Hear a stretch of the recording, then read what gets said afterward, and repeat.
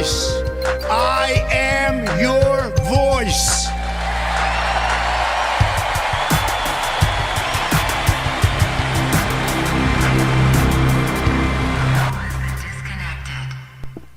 Hello everybody and welcome back to Red Eagle Politics. Make sure you guys like this live stream down below. Subscribe to the channel if you are new.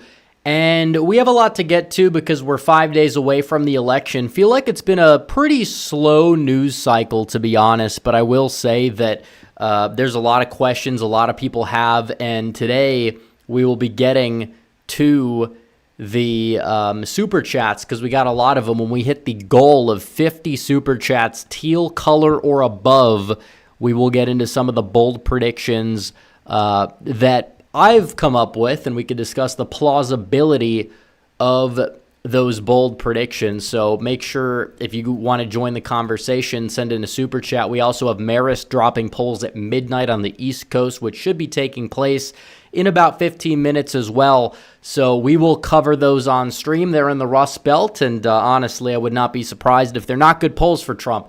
So like the stream down below, subscribe. We'll put on the camera right now because why not? Because why not? Here we are. Here we go. 5 days. 5 days remaining in this election cycle. It's been a ride. It's been a long time. We've been basically doing this since 2020. Obviously, we did the midterms. We covered that. A little bit of a disappointment, but things really have turned around since then, and it does seem like there's been a lot of chaos over the past 5-6 months or so in the presidential race. Ever since that debate between Trump and Biden, they've been in a complete and total spiral. And Kamala Harris, the honeymoon period they had seems to be over. Donald Trump regains the lead nationally. Down the stretch, he has all the momentum. What's exactly going on? We're going to get to all of these super chats. I did want to cover one thing quickly, though, and I promise it is going to be quick because we have a lot to get to, and I want to get everybody involved, everybody in the mix. It's the end of the month, but this is from Data Republican, who does a phenomenal job at breaking down the early voting data. And what he has deduced from this is that the Kamala Harris campaign is in cope mode and they're lying. They're saying that Republicans with the early voting are just rearranging the deck chairs on the Titanic. They're trying to say that we're kind of screwing ourselves by just telling everyone to vote early, which is not even what we're doing. We're not telling everyone to vote early. In fact, we're favored to win on election day. We're just telling people it's okay to vote early. And in many cases, people are doing it. That's pretty much all that it is. Some people have voted early. Some people have not voted early. And the same thing goes for the other side. The left is still winning the early vote. That's expected, depending on the state. But it's not at the level it was, and Republicans have more math still in their favor, in their column, and they're saying it's cannibalization. Here's the problem. When you take every single person that is a super voter, they vote in presidential years, they vote in midterms, you talk about the cannibalization that we're seeing. You crunch the numbers. It's not where it needs to be because a lot of people voting on the Republican side are also lower propensity. So when you do that, it's, in terms of all those voters that have been supposedly cannibalized, it's a minuscule amount. They say 60-some thousand there. And if you want to crunch the numbers, we could go down to this particular thread that we see here, where it's election day only voters who have not voted yet. Most of them are Republican. Think about that. That's where it is. You talk about cannibalization. Republicans have more gas in the tank, and they're doing better. And they're leading. That should scare Democrats. That should tell them there's a lot of problems ahead for them right now, if that's going to hold up, because the math is not on their side. In fact, the math is on our side. Down the stretch, North Carolina, it's true. Nevada, it's true. Arizona, it's true. In fact, Democrats are anticipating them to basically win election day votes in Georgia to have a snowball's chance in hell at winning the state of Georgia. It's not going to happen. You're not going to see election day be 38% black turnout. And even then, would it even be enough for them? Probably not. That's a problem. But you have these supercharged areas. Republican areas are voting at rates that you're seeing in 2020 already in the early vote, and there's still room left. That should tell you that the Democrats are in a lot of trouble. It really should, because you look at the fact that some of those very Trump-heavy areas, 90% of 2020 already, a high turnout election, and then you look at the Democrat side of things. It's like 67%. And yeah, that gap's going to narrow. I understand they're probably going to get votes on election day, obviously. The problem is it's not going to be enough. There's no real answer to why they're changing their voting pattern significantly, even from 2022. There was no COVID in 2022. In Georgia, just like Nevada, a lot of it votes early. In fact, Nevada is a state where 87% of the state voted early in the midterms. That was 89% in 2020. So when you look at that, when you see what's going on in Nevada, it's a very early vote heavy state, and that's where Republicans are actually doing very, very well compared to past years. That should tell you that, in a state where everybody typically votes early, the Democrats are in a lot of trouble because Republicans have turned that supposed firewall from 40K in the Democrat column at the end of the 2020 early vote cycle. Now it's 40K in the Republican column. That should tell you that there's a massive climate shift, a massive vibe shift, I should say, favoring the Republicans, which inadvertently favors Donald Trump. Arizona is similar, a little bit harder to analyze because you do have a lot of those never Trump Republicans that are still registered as Republicans, but in the early vote, Republicans are doing a hell of a lot better than before.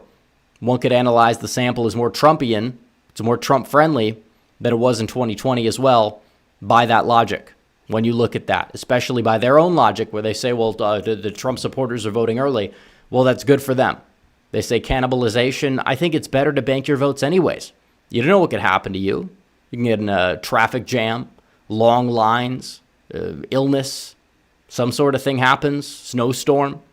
In Phoenix in the middle of early November, obviously probably not going to happen in Phoenix, but you understand what I mean. It could happen in northern Nevada like it did in 2022. It's better to bank the votes, I'm saying. Definitely the Democrats have a lot to make up in terms of the ground they have to make up because they've usually front-loaded the early process. They've usually done it. They're not doing that right now. It's a major problem. They're not even in some places reaching 2022 numbers. That's going to be an issue for them down the stretch, especially because it's a presidential year with much higher turnout. So let's get to the super chats, guys. I don't want to leave you guys hanging for too long, but we have a hell of a lot of super chats to get to. And we got 2,000 live viewers in chat. We got 325 likes. Let's get to 1,000 likes. Smash that like button down below. We have more than enough manpower to get to 1,000. So Johnny Heartdog leading us off, as is tradition, says, if Trump were to win the popular vote, do you think the House race would look like you think we'd have a huge majority? Depends. I think we'd improve our majority if Trump did win the popular vote. It depends on what states are going in which direction. Also, Trump seems to be going up in polls every day, a small amount, 0.1%, but it's still up. I'm now saying his chances of the popular vote, I would say, are 50-50. It would be higher if Forbes didn't release another final poll, which happened to be Harris +2, right after they released a Trump +2. I'd say take the average of those two and put it in the aggregate because those polls are very, very close to each other. XJ Cherokee Bear says early voting in swing states have women dominating. Well, Democrats in those swing states are the ones voting early. Democrats tend to be more female than male. Men are actually voting at higher rates than they were voting early in 2020, significantly so. Also, Republican women tend to be the ones that are more likely to switch to early voting than Republican men. But the states that are all male, and I don't mean all male as in all men, I mean all male as in like mail-in voting, like California, Colorado, Oregon, Washington, the percent return rate for men is actually like redder than the percentage of registered voters in those places that happen to be men. So I'm not particularly worried about that. I've seen that argument, and I will tell people men need to vote. Women outvote men significantly. It was like 10 million more women voting than men in the 2020 election. We have to make sure that we can narrow that as much as possible. We have more than enough math to, but men need to get out and vote. A lot of people will say, "What's the use?" They think they think that the electoral system is skewed, but in reality, we're catching them and we're winning lawsuits to the point where it's like, why is that even an argument at this point? At 95% of what I've seen is fake in terms of the election scare tactics that people use. They say they aired a graphic on screen. They always air graphics on screen. Like, it's true. They always have. Remember 2018?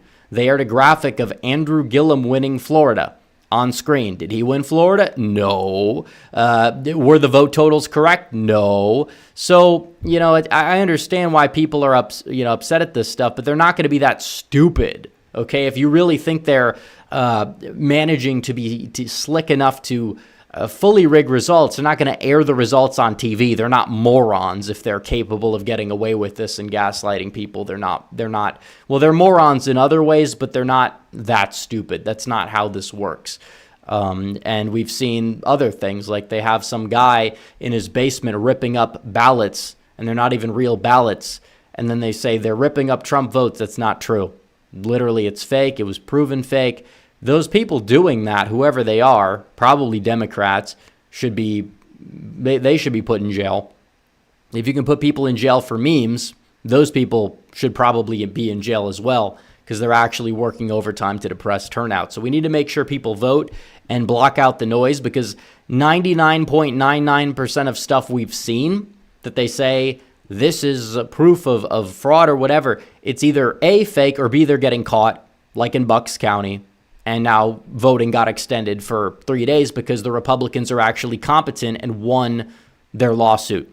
But I will say there is a segment of the right that cannot understand or like, you say this to them and then they lash out at you and then say that I'm the controlled opposition because I'm telling people to vote. It's like, what the hell is going on with some of these people? It's sad. But in reality, I don't think it's a majority of people, but I will tell people that they need to vote. If we get 100,000 people to vote in the swing states combined, Trump is going to win. I think he's going to win regardless, but people need to get out and vote. The two things can be true. So let's see. Johnny Heartdog for 10 says, I don't watch Fox a lot, but some guy on Gutfeld is too good for Fox, destroyed the notion that Republicans are cannibalizing their votes, debunked it with statistics. Yeah, I mean, it's pretty obvious. If you look at, the second super chat, you said the vast majority of early Republican voters are either new or low propensity voters. That's all you need. It's like, are some election day voters moving to early voting? Yes, I'm one of them. Okay, I understand that. But still, there's a lot of people who have never voted before in that sample. And those people are registering as Republican in most states and breaking Republican at a minimum disproportionately. Like in Pennsylvania, the mail is way too Dem. But if you look at the comparison between those who are first-time voters, Dems have a very, very narrow lead. Republicans are expected to lead that group on Election Day by a lot. And if Republicans win Election Day by 11, Trump wins. It's over. It is over. They're not winning North Carolina or Georgia if these black numbers stay where they are, which I anticipate they will. So Pennsylvania is everything, and I don't think they're going to get decent turnout out of Pennsylvania. I don't. We'll see. But I think that Trump has a very good shot of winning that Election Day vote by close to 15. He won it by 30 last time. Of course, it's going to dip because of, a post-COVID environment. But Democrats not banking enough votes on net, even compared to 2022, they're going to be in a lot of trouble. So more super chats here. We have Johnny Heartdog for 20. So I have lots to say. I hope all these super chats aren't making you mad. Well, they're not making me mad. They're super chats. It's called super chats. You could spam them. It's free money. Also, I hope you won't be mad if on election night, if it becomes obvious Trump will win, I stop watching your stream and I watch CNN for their meltdowns. Yeah, well, I think that people can do both, but the meltdowns will come. They will come. I will say, if Trump wins. So it's CNN. I watch CNN. I saw the Van Jones meltdown live. This was a white lash, he said, trying to have those fake crocodile tears while the rest of CNN was stunned. He thought he was having his breakout moment. He became a clown. Then you have a chunk yogurt. Oh, that's another one. I don't know if he's going to melt down ridiculously. He's more going to melt down, I feel like, at the Democrats this time than he's going to like melt down about Trump. And I don't think you're going to have Anna Kasparian rant about how evil women are for voting for Trump, because she seems to, I don't know, have doubled or tripled her brain cells since 2016 with some of the things I see her saying from time to time. So it is a little bit of a different vibe shift for sure. Jared the American says parents voted today, voting on Friday or Saturday. Well, make sure you can get out and vote. I know some states close their early voting tomorrow, which is Friday. So Johnny Hartdog for 10 says, I might get a lot of hate from your viewers, but I think Trump should focus on the Rust Belt states. I don't think he's flipping Virginia, New Mexico, or New Hampshire. Maybe Maine at large. I agree with you. I don't think he's flipping any of those states. I don't think him doing a rally in Virginia is the end of the world. There are House races that are important in Virginia. Virginia's 7th in particular. And maybe he could see an outside shot if there's something we're missing in the data. But I think it's probably like a 90% shot that Trump wins, or Trump does not win Virginia. I'd love to be proven wrong. I think it's going to be a lot closer, but it's a tough task to say I'm going to flip a state that last time voted for the other guy by 10. It's a tough haul. Could you get it down to 4? Yes. Could you get it down to 5? Yes. But get it down to 0? That's a little tough for me to see, but I'd love for it to happen. You never know. We could be sitting on something here. So it's past midnight. Do we have the Marist poll? I think we do. We do have the Marist poll. Okay. They dropped a Harris by 1 in Wisconsin, by 1 in PA, and by 4 in Michigan. That was the final polls they dropped. Somebody else says they dropped a. Okay, that one probably is a prediction.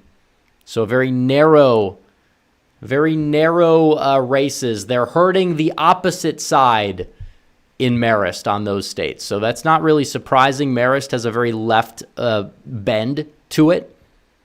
We had an Echelon Insights poll that actually showed Trump up by 6 in Pennsylvania, but Marist is showing a narrow Harris lead. That is not surprising. And do we have Nevada early data? Let's see if we have Nevada early data. I don't know if we have Nevada early data yet. I could be wrong. It does not seem like we have Nevada early data. So either way, we'll continue. Johnny Hartdog for 5 says, never mind saving America. Never mind securing the border, fixing the economy, or drilling. I want Trump back for the entertainment value. It's definitely icing on the cake. I'll say that. It's icing on the cake. Andrew Broadwater says, why is the merch store closing? Hold on, we lost the super chats really quickly. I was going to buy some for Christmas, just don't have the funds currently. I don't know. It could be back by then. Right now it's closed, but it could be back by then. But before the election, for the foreseeable future, it is going to close. Maybe we might extend it for a day or 2, but it's going to be closed by election time. And maybe it can come back. Maybe. Johnny Hartdog for 20 says, in 16, we almost lost this country, and who stops it? Not some nice, humble, well-mannered person, but a brash, stubborn, crude, arrogant, ruthless, pain in the butt comes and ruins their plans. You have to admit it's funny.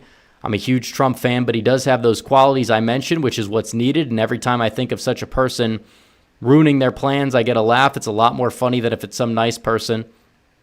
Well, yeah, he shouldn't be playing nice with these people. They don't play nice with him. They haven't been playing nice with the American people, but they expect him to be the one that falls in line. It's like he's going to stand up for the people. The people are angry. He's going to be a little angry. He's going to be a little brash. Maybe not as bombastic as he was in 2016, but it's a different vibe now, but it's a good one. It's a good vibe. I think he comes off as more likable now in the eyes of like the median voter, which is why his favorability is spiking. It's like at 47%, 46%. Kamala's is in the same, despite this like honeymoon. They got her to 50 and then she fell back down. She's falling off a cliff. Let's see, we got more super chats. Johnny Hartdog says, what if I were to say the swing states aren't nearly as close as the polls say? I don't think they are, except maybe Michigan. I'll shut up now. I hope I didn't piss you off. We could take 30,000 more super chats. It's not going to piss me off. But it's possible. Pennsylvania, I think, could go to Trump by like 2 or 3. It depends on turnout. It's about math. It's not about what some poll says. Democrats are going to cling to the Marist poll, even though they were clinging to Franklin and Marshall, which was showing Biden up by 10 in March. And now they've disowned Franklin and Marshall because their final poll has Trump leading. So let them do their thing. Let them do their thing. Putin cured COVID for 2. Says, why did the RCP average shift? Because Forbes decided to update their poll with a last-minute push poll. I don't know why, but they decided to. It went from 51-49 Trump to 51-49 Harris. I can't imagine what the hell would change in the past 5 or 6 days, but they decided to do that. Salt A says, what do you consider Trump's ceiling to be? I know it's 312. I think it's 312. I think it's 312. But I think the floor is becoming 268 as the days go by. Maybe the election day will surprise people, and that will not be the case, which is why, it's technically 219, but probably 268. And then 312 is probably the ceiling. It's really going to come down to Michigan, Wisconsin, and Pennsylvania. I don't think Michigan's going to be the state that's going to vote to the right of the other two. It might move to the right by more, but you need it to move to the right by more to win it. So Pennsylvania, Wisconsin, those are the 2 states. I think Pennsylvania is going to determine the outcome of the election. And I think Donald Trump, you would much rather be Donald Trump in Pennsylvania than Kamala Harris. Maryland Degatti 83 says, is there hope men are going to vote? Yeah, I don't understand the concern because men, and they need to vote, but men tend to vote on election day, for one. Even Republican men. Republican women have been the ones switching to the early vote. So it's not like these are like women that are first-time women. And if they are, they tend to be more Republican than Democrat. So that's not like your, Dobbs voter or whatever. And then the Republican men in states that are like all early, like Nevada, almost all early, or like Colorado, California, they're voting at very, very high numbers. And those numbers are growing as the days go by. So men need to vote. We need to get men out to vote. They shouldn't be staying home. If you have high male turnout, Trump wins handily. But I don't see a warning sign in the early vote data the way that some people make it out to be. I feel like it's more of a we could do even better sort of thing. Midnight Black Wolf for 20 says, Trump is dropping in the betting odds. Should we be concerned? We should not be concerned because if you look at the betting odds, every weekend or every Thursday and Friday, Donald Trump tends to fall in the betting markets. That's the way it's typically always been. You could look back at from October 22nd, Harris was at 35. Then on October 24th, she was at 36, and then she fell down. And now she's rising up because, later in the week, that's typically what happens. Why is that what happens? I don't exactly know. Maybe less people are putting their money, and when they get paid on Friday, they put more. I'm not sure why that is. But either way, betting markets they're very volatile. There's nothing that happened in the past 2 days that would cause Trump to lose ground in the betting markets. If anything, you could make the case there's reason to believe he gained ground in the betting markets. So I don't really buy that being like a bad thing. Official M16 says, what about Alan Lichtman's prediction? Should we be worried since he's usually accurate? Well, let's talk about Alan Lichtman. This is a guy who has an inconsistent interpretation of his own model. He's never done an electoral map before. When he talked about states in 2016, when Trump apparently was winning the model, He claimed that Trump would only be able to flip Ohio, Iowa, and Nevada, and no other states. That would not have been enough for Trump to win, so Lichtman's full of shit. Number two, when you look at Alan Lichtman's prediction model, it doesn't make any sense why he would have Trump winning Arizona and Nevada, but not Georgia or North Carolina. So already he's just like, painting a map whichever way he wants to paint the map. He's not very skilled at this stuff. He thinks he is, because he's gotten a lot of elections right by predicting the obvious winner, but there is no obvious winner here. So he's just, going with his partisan lean. But also, if you interpret the keys to the way that the average person views the keys, how do they view the economy? How do they view their security? It's not good right now if you look at the polling. In any of those metrics, it's not good. So it's a misinterpretation of his own model. And then when he paints the map, it's like kids coloring in crayons. He doesn't have any substance for why he predicts the states will go which way.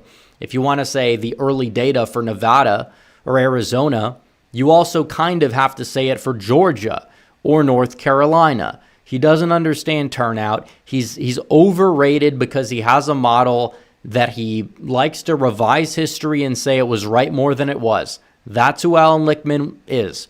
After 2000, it was the popular vote. After 2016, it became the Electoral College. Here's the problem with that interpretation.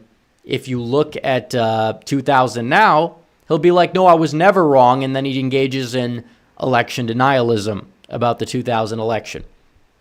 That's not how it works. That's not how it works. Chris Shoemaker for 10 says, if Trump wins the popular vote, do you think the blue states in the popular vote compact will stand by their agreement and give? Well, they can't give the electors because it's unconstitutional. They can't do it. It's not in effect anyways until it hits 270. When it hits 270 in the compact, it would be struck down. So the popular vote doesn't mean anything to the outcome. Now, I don't think there's a scenario where Trump can lose the popular or win the popular vote and lose the election, but still. Apex Caliber says, I predict both New Hampshire and Virginia are sleeper flips. I don't particularly see New Hampshire because Boston has grown so much since even 2016, and it's spilled over into Manchester in that area. Very high college-educated white population. He could improve with some parts of New Hampshire, but I don't think it's going to be enough. And Virginia, you're talking about a lot of math that you would have to fill in. Trump would have to win like every Trump Youngkin voter possible, or every Biden Youngkin voter possible, and then some. And that was a off-year election as well, so it's not a one-to-one comparison. I have it right now as a 5.5-point win for Kamala Harris. Logan McLaurin says, myself and 5 other buddies were not going to vote, but are all now first-time Trump voters in North Carolina. Hope it's enough to prove Lichtman wrong. Thanks, Red. Well, thank you for voting and getting other people. See, look at this guy. He did what needs to be done. You're talking about getting people who are kind of like, they could vote for Trump. They're open to Trump, but they don't really vote often. Find those people and you get them to the polls on Election Day. You got 4 or 5 days. I think early voting, the last day in some states is tomorrow or Saturday. Find them, get them out to vote then. But just keep in mind, they got to get to the polls, folks. They got to get to the polls. XJ Cherokee Bear says, Mark Cuban is S. It just stops at S.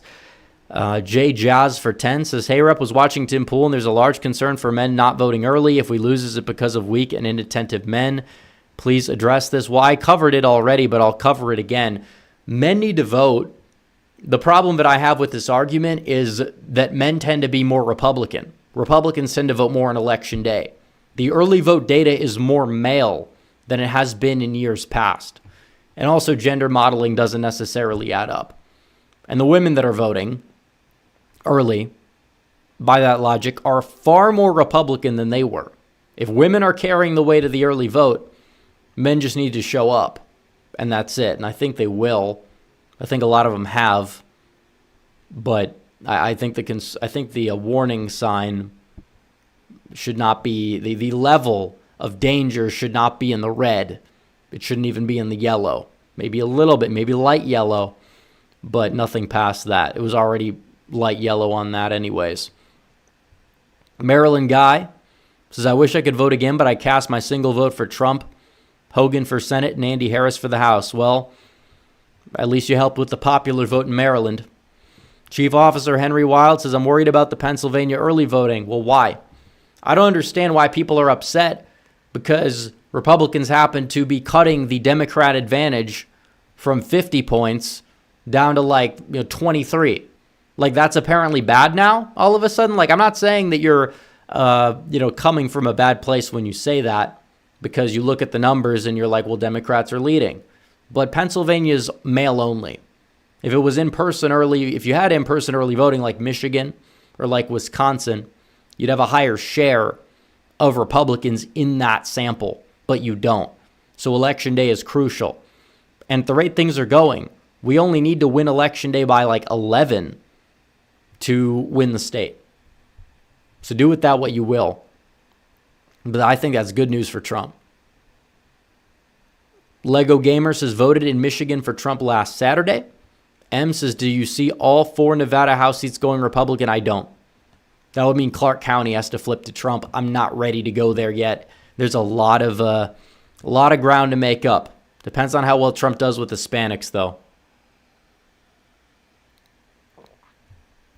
Let's see. We have Keefe for 5, another Australian. Says the math is simple. If we vote in 2020 numbers, we win narrowly. If we vote in larger numbers, it's too big, too rig. It's true. And I think people have this sense of urgency. They know this is our country's last shot. This is America's last shot. They understand that, and they need to get out and vote. 2020 didn't feel that consequential. I'm not saying it wasn't consequential. It clearly was if you look at the past 4 years. But we've been pushed to the brink. 2016, that was crucial. Trump won. 2020, the country was on fire. You had a lot of these people who might have voted for Trump that didn't end up voting for him. A lot of them might be voting for him now. A lot of these independent voters. Keep that in mind. Byron8899 says, my main concern is the election rigging that would help the Democrats without consequences. I heard in Pennsylvania non-citizens are private. Well, there's very few non-citizens on the voter rolls. In fact, one of them voted in Michigan, apparently. Now, that vote apparently is going to count, which sucks. But it is not a common occurrence, as much as people think. My main concern would be the mass mail-in voting, the shady ballot harvesting. And there's no room for that like there was in 2020. And you're seeing that everywhere. Nevada, Arizona. Democrats don't have that advantage that they had in the early voting. There's no room. The voter rolls have been purged. They've been cleared. There's not nearly as much room for it.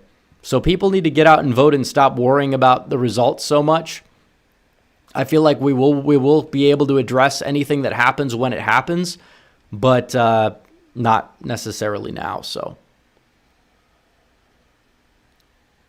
Ash K2, does Kyle Kalinske suggest the early results are a red mirage and AOC is confident that many married Republican women will secretly vote Harris? I'm concerned. Well, I don't really... Look, the both of them have the collective IQ of about 75. Room temperature, maybe. These people are not electoral... They don't even know what, the Democrat electoral experts know. Many of which know it's bad and are lying to people like Tiny Boner at Target Mart or whatever you want to call that. A joke of a modeling website. They model the early vote. But, at least he probably deep down knows what's going on. But he's lying to people. AOC doesn't know her head from her ass. She doesn't. Jimmy Payne for 20 says investigations of shenanigans in Pennsylvania counties of Monroe, York, and Lancaster underway. Lancaster reported 2,500 registrations drop off and 40 were fake. 40% were fake. Getting old waiting for them to get rid of election. Well, yeah, look, they're getting caught. And that's the other thing. Like the little shady things we see, like Bucks County turning away voters, kind of like what we saw in Maricopa in 22. They're getting caught. The fact they're getting caught and they're losing lawsuits should tell you the entire vibe has shifted. It's done a 180. It's not what it was before. That's what people need to know. Nick Felstead for 15 says, what do you think of the CNN prediction released with Kamala at 278 and Wisconsin going blue by 6? I think it's ridiculous. I think it's completely ridiculous. They think Wisconsin's going to give Kamala Obama 2012 margins. They need to just stop polling. CNN is a joke. And it's funny because their national poll is like a tie. If anything, was it even Trump plus 1? I'm pretty sure it's in here. It was a tie. So you have Wisconsin voting to the left of the country by 6 points. That's not going to, even in 2012, it didn't do that. That's ridiculous. Absolutely ridiculous. Kira Stedgem said, should we be worried about the early vote in Pennsylvania? I think Democrats should be worried about the early vote in Pennsylvania because it's not looking good for them. They said 700,000 firewall, remember? Then it was 390,000. And then they realized they may not even hit that, so it went up to 500,000. It's probably going to end up at 430,000. That's nothing. That's literally nothing. It's an embarrassing showing for the Democrats so far in the early vote. There's not enough. You have those like people that are, the high propensity voter. They'll vote in midterms. They'll vote in special elections. It's not enough compared to like the Trump earthquake effect that guy has it on the election day. There's so many people who don't vote in the midterms. A lot of people, working class people, men, as people like to talk about. But with a presidential election with Trump on the ballot, that turnout's going to be higher. It's going to be supercharged. It's going to benefit Trump. That's why he outperforms his polling every single time. Maybe he doesn't this time. There's a chance nationally he won't. There's a chance Kamala, at least in RCP, Kamala could outrun it. We'll see what happens. But I think the popular vote, it's going to be around, I haven't made my prediction. Usually my popular vote predictions are dead on, as they were in 2016, 2018, 2020, and 2022. We've had nothing more than a miss of like a point. I'd say about a 49-49 tie, give or take. And that's where I'm at right now. Maybe I'm wrong. Hopefully Trump can win and he could win it in that scenario. It's going to be, somebody has to win it. You're not going to have a tie out of 150 million votes. It'd be pretty, always be impossible statistically. And we'd never know the true winner at that point because every state's not going to do a recount. Ben Tomlinson says, have you looked at registration data in New Hampshire? It's the most promising for Republicans. 34% of the total and close. Well, here's the deal. You had a lot of Democrats that switched their registration to independent or Republican to vote for Nikki Haley in the primary. So I wouldn't read into that much. I wouldn't. Now, maybe Trump outruns expectations and it's like, maybe that's possible. I think Kelly Ayotte's going to win. I think they're going to hold the governorship there. But I think that Trump probably falls short by about 5 points, give or take. It's too Bostonized in New Hampshire. It's not the New Hampshire from when Bush won it in 2000 or when Trump almost won it in 2016. Some person says, what are your thoughts on former North Carolina Senator Jesse Helms? Do you think he's better than Ted Budd? Well, you're comparing apples to oranges. I don't know how he would have voted in the current Congress. He was a highly respected guy, it seems, in North Carolina for many years. But Ted Budd, I like Ted Budd. It's just hard to compare the two. So here we go. We'll do a water break and then Sterling Foster for 5 says, I live in the Philippines, so your YouTube videos have been one of my major information feed about things in the U.S. Thank you. Well, thank you for the support. Darth Chipmunk says, why does my rep alt keep getting banned? Well, maybe don't create an alt with my name and my logo and try to pass it off like it's yourself or whatever. Then it won't get banned. Chopper Rocker says, any thought on New Jersey early vote data? It looks good. I'll say it looks good. I will also say that it's not indicative of who's winning the state because there's a big mail-in share too in New Jersey and Democrats have a very large advantage there.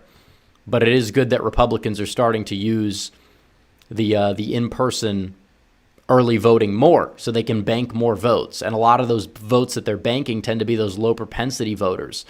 And that's kind of key to victory there.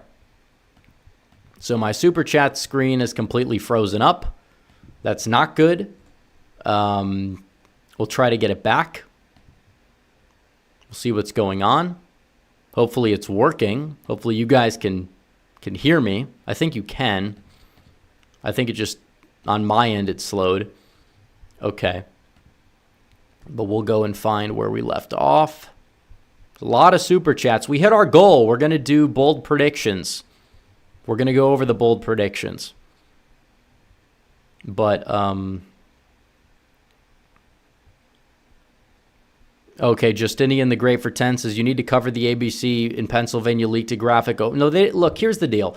You say the fix is in. That has nothing to do with it. Every election cycle they do this, and people buy it when people and these grifters share these pictures. Some of them are maybe not grifters, and they're doing it in good faith, but they share these pictures of news stations testing their graphics on the screen, as they always do. And they'll never show the networks that'll test it when they have a Trump lead. It's always the other way. And then they share it to their followers. And it demoralizes people. It makes people feel like their vote doesn't matter. It makes people feel like their vote doesn't count. And they never match the end results. They never match the end results, ever. It pisses me off to no end how many people fall for this stuff. And then they share it. And they do it out of good faith as well in many cases. And they spread it. It's a demoralization effort. Don Jr. said it best when he said, pretend anything you see is a psyop that is trying to discourage you from voting and getting other people to vote as well. That is true. And that is how we need to operate, because you see a lot of these things. And there are real instances of shenanigans, and they're getting caught, and we see it in Pennsylvania. We saw what happened in Michigan. Democrats are going to have at least an advantage of one vote because some foreign exchange student voted when they shouldn't have voted, and apparently it's going to get counted, which is bogus nonsense. But the Pennsylvania stuff, no. Harris is not winning Pennsylvania by 5. Even if she loses it by 1,000 votes because 1,000 idiots sat home and thought it was rigged, it's their fault. It's not the Democrats' fault at that point. I don't care whatever happens. You know, if it's 1,000 votes and 1,000 people stay home because of some stupid grifters that are sharing bullshit garbage, whose fault is it? It's not the Democrats' fault. It's your fault. It's your fault. So you wanted to get a little dopamine hit on social media because you don't understand basic things. It pisses me off. Just everyone needs to vote. I'm sick of this. I'm sick of this. Well, what happens here? Like, there are stuff that people should be concerned about, but people should be most concerned about voting. They should not be concerned about other stuff. Just vote. Like, that's the number one thing. We will address any concerns of shenanigans, of voter fraud, of voter anything after the election, unless they catch something real and the RNC files a lawsuit, and they won it in Bucks County, by the way. They won it, for the record. When they're catching stuff, they're winning. They were never winning anything before, but now they're winning. That should give you confidence in the electoral system. Not demoralization. It should give you a lot of confidence. It gives me a lot of confidence. I'm not saying that there's going to be we don't have perfect, clean elections in this country. In many cases, we're a third world country. But can we win elections in our country? Yes. We have to find people to vote.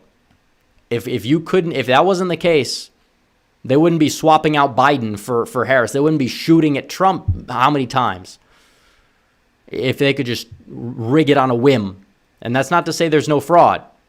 But I'm just going to be honest when I tell people, they would not be acting like these lunatics if that wasn't the case. They wouldn't be having people go out there and try to take out Trump. Literally. Twice. More times than twice. That people, I mean, they haven't gotten as close, but you have two people that get in vicinity. Like, if they could just go like, oh, look, you lost, whatever. Like, let's be real. And the 2020 election was another garbage election, and everybody knows it was. You're telling me there weren't 10,000 votes in Georgia or Arizona or Wisconsin that weren't harvested in a shady manner? No, but then when you have people going out there and saying, like some of these people were saying about California or something in Germany, some weird electoral map gets leaked and they're like, these are the real results. When people do that, they're making the right look. Not only are they making the right look dumb, they're delegitimizing any actual legitimate grounds. And the left is going to point at that and they're going to be like, okay, look at this. And a lot of those psyops are created by the left pretending to be on the right. That's why they tell people to sit out elections now. They do. So we'll keep moving. But I want to tell people that, because you have this mentality on the right. They say, oh, it doesn't matter. No, it does matter. You don't have a right to complain about it if you're not going to partake in the electoral system. You don't have a right to complain. All right. Up next, Eris Walker for 5 says, could Nevada go off a cliff red like Florida? A little bit. Could be like a mini Florida. That's what we're seeing in the early vote. Should I move to Florida or Nevada if I want a better environment than my blue state? Depends if you like beaches or desert and gambling. Depends what you like. The Orange Pill Nurse says the early voters that Trump is getting right now are the same people who voted Election Day in 2020. These early voters aren't new voters for... No, they are new. Look, I don't understand how I show this to people. I show the data to people verbatim, and then I get a super chat like that. They completely just says everything that I've completely said and broken down number by number as to, oh no, this isn't real. Because if you look at who's got the more, 4 out of 4 voters, the 3 out of 3 voters, whatever you want to call them, left, who has more gas left in the tank in North Carolina? Republicans. In Georgia, Republicans, maybe not as much, but it's a more early voting heavy state. Even in Arizona, who is turning out more low prop voters in Arizona, Nevada, Pennsylvania, when you adjust for the turnout dynamic, North Carolina, Georgia? It's Republicans. It is not Democrats doing that. It is Republicans. So it cannot be cannibalization. Some of that is, and I said it, I'm one of those people who voted on Election Day in 2020 but voted early this year. We get it. There are more Republicans voting early. A lot of those people are not new voters that just sprouted out of nowhere and are voting for the first time. But the voters that are tend to be more on the Republican side than on the Democrat side. And this is what Democrats are doing. They're lying and they're gaslighting their followers to say that Republicans are just cannibalizing. Now, some of those people are switching to early. They're doing it, at disproportionate rates. First of all, that banks their votes. It's more reliable that they're voting early. They're not going to have to worry about long lines at the 11th hour or whatever. But in terms of this just notion that, these are the same people, they're rearranging the deck chairs on the Titanic, it's not true. Democrats are actually cannibalizing more at a higher rate, if we're going to be completely honest when we look at it, for one. For two, so what if they're just banking voters? Is that a bad thing? You see what happened in Nevada in the midterms with the snowstorm in Clark County, or Arizona, where the long lines in Maricopa, they're running out of ballots. Some people are going home, possibly altering the outcome of certain races in that state. Definitely the AG's race. I don't think even these never-Trumpers can't even disagree with that one. So, Ezrarik G says, Trump wins North Carolina by 2 and it's called early. Is that a sign of a trend for the rest of the swings? I think the first to win a swing state wins them all, unless it's very, very tight in North Carolina and Georgia is bad for Trump. Well, I think Trump is going to win a swing state first, probably. And you have to understand how these votes are going to be counted. And it also depends what is a swing state, because Trump won the first swing state in 2020, technically, because Florida was considered a battleground. It is no longer a battleground. Ironically, we've seen a similar shift in North Carolina voter registration that we were seeing in Florida before 2020, and we've seen that in Pennsylvania. We've seen it in Nevada. We've seen it in Arizona a little bit, I guess you would say, even though Republicans already had an edge. But still, a lot of those are not MAGA Republicans, but a lot of the new Republicans are MAGA Republicans, which helps out Trump. And a lot of that came after the midterms, if people want to use that as an excuse. But I will say, that the North Carolina and Georgia, those will be the first states called. Georgia's going to count their votes at a lightning speed this year.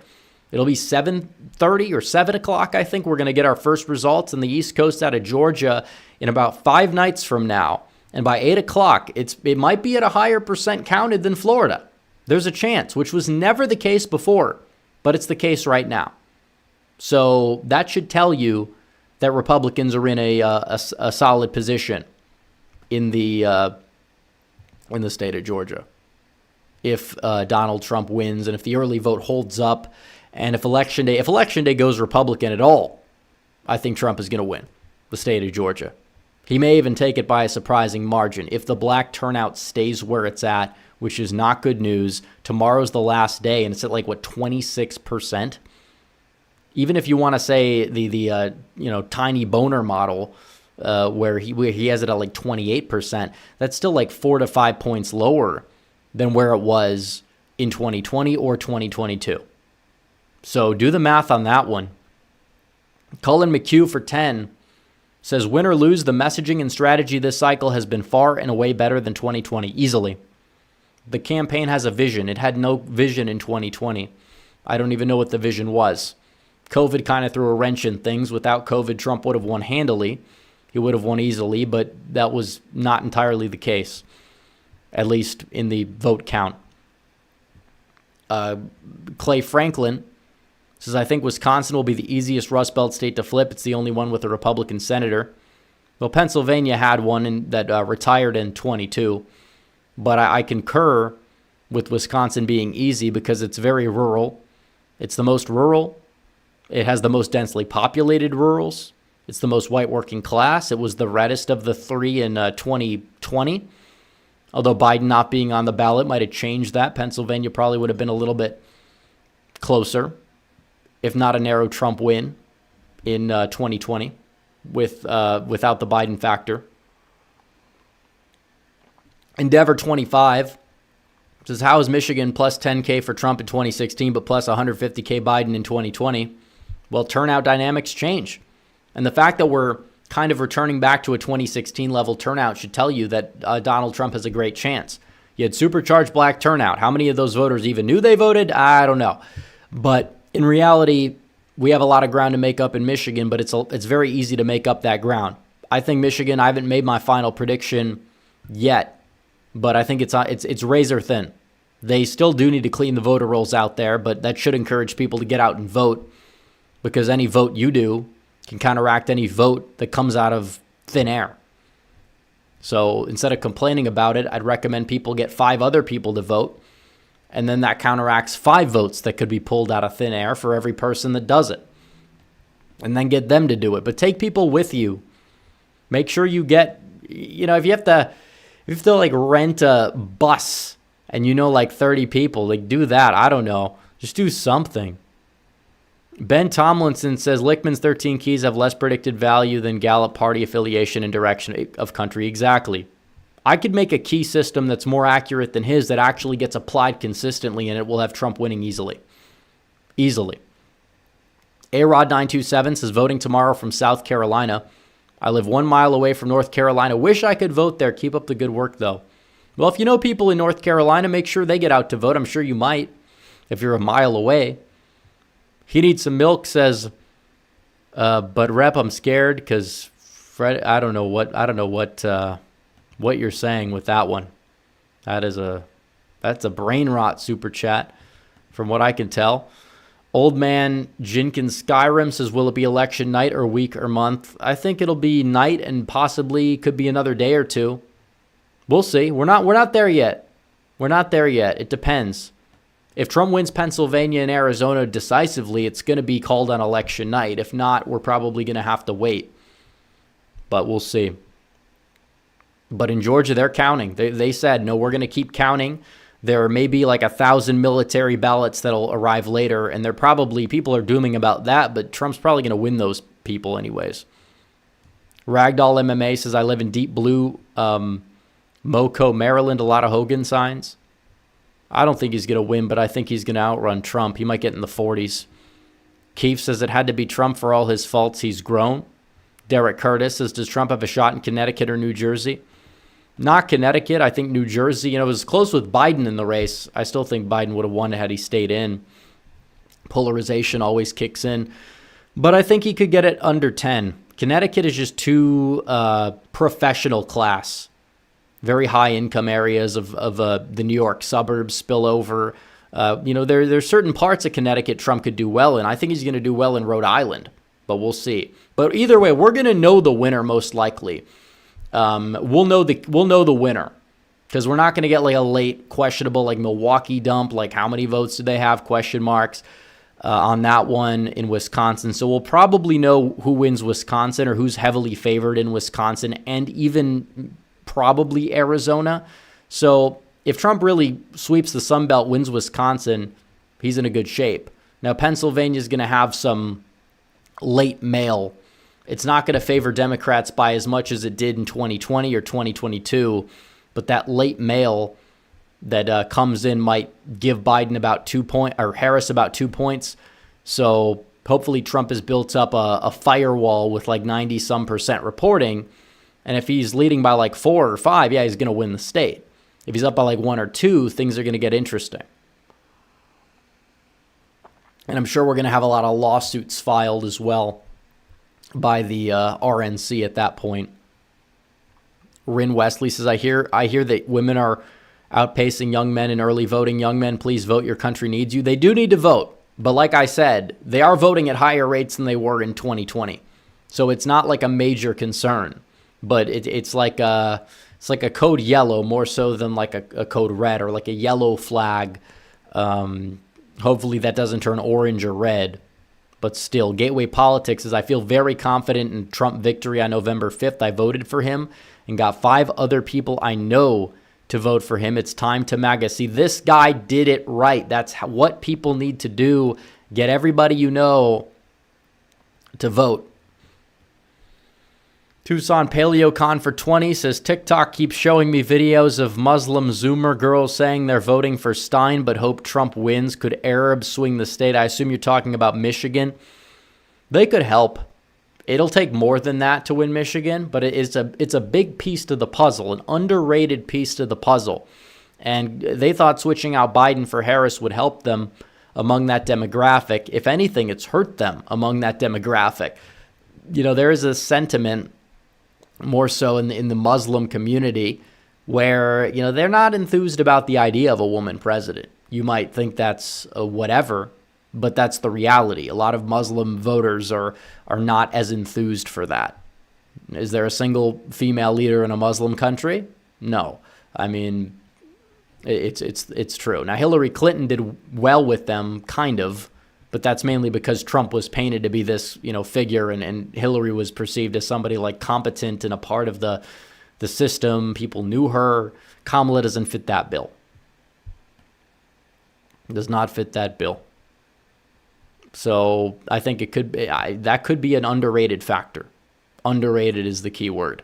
But also Trump has just improved his standing among Muslims over the past 8 years because he has a track record as president and has had a tendency to want to establish peace in the region. That's why he's doing well with every demographic in the region. Bad Sport says, do you think Trump can win New York City? The migrant crisis, I think he could do very well in New York City. Win it outright is a very, very tough task. If he does that, the election's his. I don't think that's going to happen. I do believe he could get up to like 33, 34, maybe 35% in the city, maybe 55% on Long Island. But even if he does that and does like 10% better upstate, he still loses the state by a lot. A lot being like hundreds of thousands of votes. It's a tough task. A lot of moving parts that could help Trump, but not necessarily enough. He is more likely, in my opinion, to win New Jersey than he is to win New York. But as of right now, I don't think he has a fighting chance in either state. But they could move right a lot and help in the popular vote, and the down-ballot effects could be very helpful for Republicans. Dova Budgie 100 says, most women I encounter don't care about voting. It's weird that they outvote men. I tried convincing some women to vote, but no cigar. Well, not every, that's the thing. It's like, It depends. There are apolitical men, apolitical women. It's just Democrats are the ones voting early. Democrats tend to be more female than male. So as a result, yeah, I mean, they're going to bank more votes from females. But it's lower. The female vote share is lower than it was in the early vote in 2020. And in states that are all male, not male as in like men, but all male as in like you mail your ballot in, men are actually killing it in the early vote. Young men are killing it in the early vote in California, Colorado, Oregon. I know they're not swing states, but I'm saying that when people hit full turnout, it's going to close. It's not as big of a gap in Arizona or Nevada as you're seeing in Pennsylvania, for example. And I will say in states like Georgia, a lot of that is driven from the fact that a lot of voters in Georgia are black, and black women have always voted at higher rates than black men. Now, both vote Democrat, and both will still vote Democrat, even though Trump is likely going to improve among black men, especially black men under the age of 45.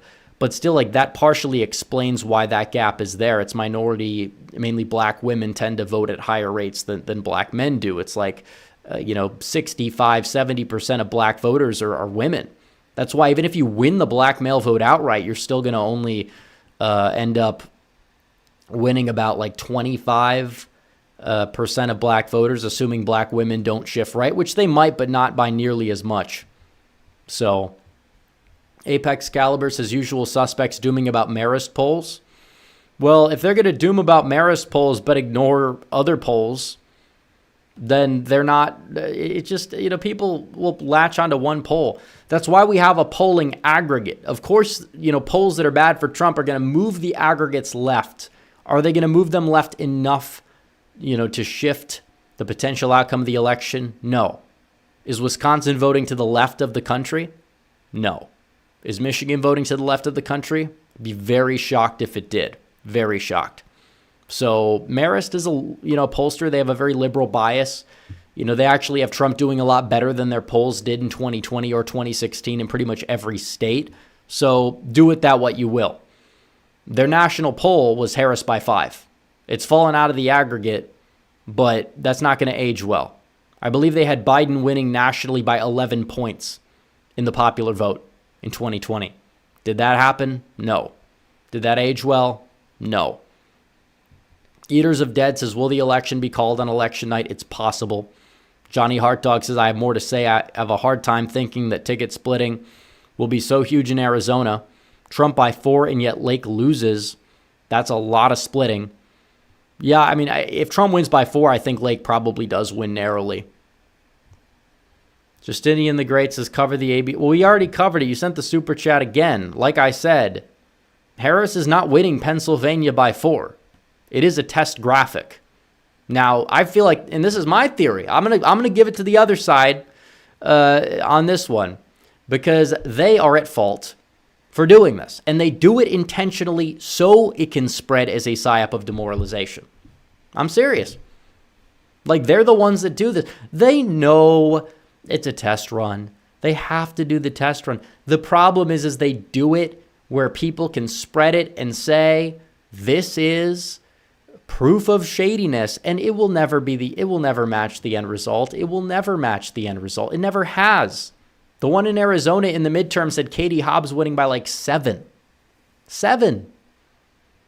It was like a toss-up. It was within 1. But if they keep 17,000 people home based off of that alone, that's a form of election interference. So they're the ones responsible. But I feel like it is a form of election rigging. But they're the ones that are doing it to demoralize more so than, these are actually the totals that they're going to run. They've never ran those totals. Some races they've done that, like Florida in 2018, the Republicans won. And this is a thing that happens. Fox News aired a graphic in 2019 of Ruth Bader Ginsburg's death.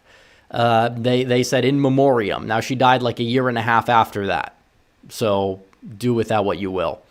Temporal Forces says, hey, Rep, I want to ask, what time Eastern will we get states called for? I pray that Virginia flips to Trump. I'm tired of nail biting. Well, 7 o'clock, 7 Eastern We can call Indiana and Kentucky for Trump, probably. Hopefully they're not going to wait on Indiana. We know which way it's going. And Vermont will be called for Kamala Harris. Jay Jazz says, we'll be bringing my brother first-timer and several folks from my apartment complex to go vote, and they are all Trump-maniacs. There you go. Let Trump-mania run wild. It's true. Full Swing TV says, Duval will flip red this cycle, take it to the bank. Well, I will say this about Duval.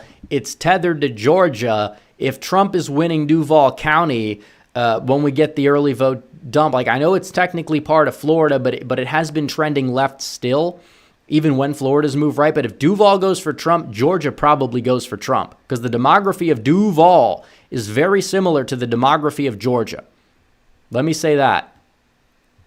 So number 2 says, how good have the memes become this cycle generation? Oh yeah. Appreciate all you do. Why, thank you. And it is true. The memes have never been better. The iconic moments have never been. It's a different campaign. Everyone likes to say, is this 2016? It's like, stop. You really start to appreciate it when you stop comparing it to 2016. 2016 was a epic, legendary, generational run. But 2024 is as well for different reasons. And I feel like a lot of people don't appreciate that. But I feel like 2024 could be even better. But 2016 was that needed, like, break the system that opened the door for 2024. And who knows what's to come. Because I think a second Trump term, there's a lot of, and we're going to do videos. I want to do a closing argument video either tomorrow or the next day. And then the other day, whether tomorrow or the next day, I want to do a 30 reasons why Trump wins, and then we're going to do a little caveat, maybe like 6 or 7, why he could fall short, because we don't want people to be complacent, even though I think Trump does probably win. It's not a done deal. We can't allow people to believe it's a done deal because it's not. Let's see. William R. Aguilar says if he wins only 270, Pennsylvania, North Carolina, Georgia, can reps win that? Yeah, absolutely. The House isn't decided in those states. If he wins Pennsylvania, you probably flip a seat or 2 there. If he loses Wisconsin narrowly, you're not losing seats in Wisconsin. If he loses Michigan narrowly, you could still even gain seats in Michigan because of the fact that Democrats did so well in the midterms there that Republicans just bottomed out. And that top of the ticket pull is huge. The House is won in California, where Republicans are killing it in the early vote. The House is won in New York, where Trump is expected to gain. Earl Carr, thank you for becoming a member. The Sandwich Man says, whoever wins, Christ is still king and will return. That is true. Johnny Hartdog says, Trump has 50-50 chance of the popular vote, 70 chance at the Electoral College. If it's fair election, I'm hoping we'll know by 1 Eastern. I think we'll know beforehand. I will say the first results out of Indiana, Kentucky probably won't tell us much, maybe minor indicators. If Trump is completely bottoming out in rural Indiana, yeah, it's probably a warning sign, but I don't think that's going to happen. But Ohio, and we'll give a little rundown too, because people will freak out at Ohio. They'll freak out the other way at Virginia just because of how the votes are counted. Ohio does the mail and the early votes first, which, again, are more Republican now, so maybe it's not as much of a blue mirage that we're going to see. But, it's like Trump didn't take the lead until we had like 70-some% reporting in 2020. I think Vance did the same in the midterms. So I wouldn't freak out about any results that are mirages that we see, because some states just count their votes differently. Joanne Nick says all states need voter ID. Exactly. There's no argument against voter ID other than I want to cheat. That's the only argument people can use against it. Because voter ID, it's like you have an ID to buy alcohol, to go to a movie theater, to just do basic tasks, to drive, but you can't have an ID to go vote for some reason. So like rent an apartment or whatever, don't you need an ID? Everybody has ID.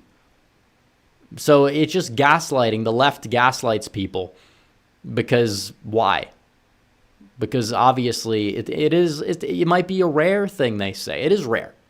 I'm not trying to demoralize people, but there are efforts. You saw it in Michigan. Now they got caught, but I think they're still going to count that one vote. But it's a good thing that they got caught, because they make an example out of that person, so other people don't exactly do that. Real Unique, Real Independent Film says, I heard Pennsylvania has a lot of Dem women voting. Reports are they need more poll watchers in Pennsylvania. Pennsylvania voters find new voters for Trump. Well, the last thing you said is 100% true. We need as many votes for Trump as possible to show up on Election Day. It is far from a done deal. Also, Pennsylvania has less Democrat women voting than they did in 2020. So do with that what you will. It's not even close. Brett BR says, should Trump get Lil Pump on stage at midnight on Election Day like in 2020? No, you can't recreate moments like that. Like him going to Grand Rapids is one thing, but Lil Pump, that was cool. That was unexpected. But, he could be at the rally. But in terms of bringing somebody on stage, it's got to be something out of the box. Something out of the box for sure. Big Hoss 81 says 80 and sunny in Pennsylvania on Election Day. Rain in Wisconsin and Michigan. Look, I'll say this about Michigan. Michiganders are used to that weather. Oh, it rains 1 minute. The next minute it's, the sun is out, whatever. I don't know if that's going to hold up. So long as it's like light rain, it shouldn't be much of a problem. It's not like a massive snowstorm that blindsides people in a place like Nevada, for the record. Bruce Rice says, with a member chat, perhaps the Socratic method, what are you going to do? How much will it cost? When will the American people know it's working? I don't know what that refers to. Daniel for 10 says, question, if single-day voters decided to vote early instead, but Republicans were simply lacking new additional voters to come on board, wouldn't the ultimate results of votes equal the same anyways? Yeah, exactly. And by the way, if it's the same as 2020, Republicans win, because the 2020 electorate, if they all turned out, Trump would win. And he also would win 2020 non-voters. That's what people don't understand. Democrats actually turn out a lot of voters this year. It might backfire on them. It might backfire on them because the low propensity voter, even the Democrat low propensity voter, has become more Republican in a lot of these places. Propa for 10 says, if Harris wins, I don't know what chance we'd have in future general elections. Lots of brand new. Yeah, exactly. That's why people need to get out and vote. You say, don't be the guy who doesn't vote. You can't be the guy who sits it out. That's a cuck move. Are you a cuck or are you an American patriot? That's up for you to decide. So go vote. You want to sit back here while other people screw the country. That's what you're cucking. It's literally the same concept. We don't like cucks over here. We like voters. We like people that vote. Now, if you can't vote because you're a non-citizen, that's one thing, or you're not 18, that's one thing. But if you can vote but don't, that is cuck stuff. Cuck behavior. We don't like cuck behavior. Olivia Williams says, why aren't you speaking out about the Democrat or Delaware Congress race? I haven't seen any polling. I mean, we've talked about it before, but there's just so many other things to talk about. Also, did you see CNN already knows the winner? Well, they have a prediction map that's not going to age well. They have Harris winning North Carolina. They have Harris winning Arizona. They have Harris winning Wisconsin by 6. That is not going to age well. I'd be very surprised if that was even close to the end result. Hi, sir, says, if Harris wins the blue wall, 270 to 268, could there be a faithless elector? I mean, it could be, but that person's they're gonna probably end up, I guess you would say, replacing them in the process, or they're probably going to, I don't know, find that person and do things I'm not going to mention at that stage in the game. Dova Budgie says, what are Dave's odds in Pennsylvania? Is he doing any better? Yeah, he's doing very well. He's running behind Trump by around a point or two. Now, that could close come Election Day. Usually these races close like crazy. Look at Eric Hovde. Hovde's outrunning Trump in the polls in a lot of these recent polls, or it's very close. If you look at RCP in Wisconsin, Donald Trump currently, if you look at that in the two-way, it's Harris by 0.3%. Now in the Senate race, Baldwin's up by 1. And that's that Marist poll. Which Marist, it's like I said, we understand how Marist has their bias. It belongs in the average, but it's not definitive. Now they're going to cope and say, well, she's at 50. Well, how many polls overestimated Biden's end percentage in Wisconsin. The entire aggregate did. So it's kind of a moot point from these people because they don't know how to poll Wisconsin. So who do you have in your poll? Of course she's going to hit 50 when you have less undecideds. Doesn't mean you can't have a polling error. Ragdoll MMA says if 270, 268 Nebraska GOP asked. Yeah, exactly. These are cowards. Johnny Hartdog says something I wanted to ask you back in 20. Did you largely go by Trafalgar polls? I seem to remember you mentioning them a lot. Well, they were accurate in the Rust Belt, but I don't really put as much stock into them as I did before. They tend to be in a overcorrect mode right now after 22. And I don't know, it's not a very transparent pollster. Doesn't mean that it can't be accurate, but it's the data, they don't show the crosstabs like some of these other pollsters do, so I don't analyze it nearly as much, and we know which way they're going to lean. It's like a Trump +2 in everything. Usually it can be right, but not always. Tom Sav says, I read up on Lichtman's co-founder, and she used the same 13 keys and came up with a Trump win. Well, that's interesting. And it is true. If you applied the keys properly, Trump would win. Ironically enough, I don't think he would win in 2016 looking at the keys. If you applied them with the same scrutiny that he applies them now. I don't know what he's trying to do, but it is what it is. Ragdoll MMA says, I have connections to Vegas. Clark is the next date, I hope. It is in terms of getting a lot closer. Now, seeing it flip outright is going to be harder. It's less elastic. There's not a lot of Cubans like there are in Miami. Johnny Hartdog for 10 says, one thing that pisses me off is Gateway Pundit post dooming articles when debunked no retraction. And when a good election integrity law is passed, it's posted a week later. Exactly. They thrive off of preying on people's concerns. And they're responsible for demoralization of thousands of voters. It's disgraceful. Doggy Down Syndrome says, need motivation to vote 2016 Meltdowns 2.0, so go. Exactly. It's going to be fun, especially given how, smug they're acting. They're denying data. They're denying reality. You can't do that. You can't. Like, you can say that it's, early data is not definitive or Kamala can win, but the key word is can. It's not will, like they're saying she will.